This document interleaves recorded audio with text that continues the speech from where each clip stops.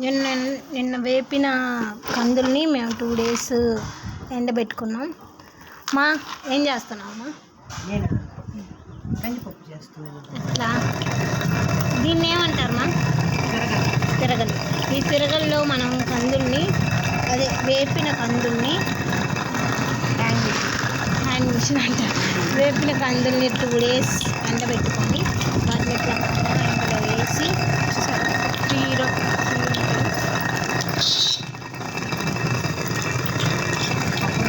పప్పు దీన్ని మళ్ళీ చెరగాలిగా. దీన్ని ఇలా దంచిన తర్వాత బాగా దంచి చెరగాల. ఇలా వస్తుంది పప్పు. పప్పు చూపి ఓకే. ఓ మంచిగా ఉంది పప్పు. మంచి పప్పు ఇది వండుకుంటే మంచి టేస్ట్గా ఉంటుంది. ఎందుకంటే వేపితే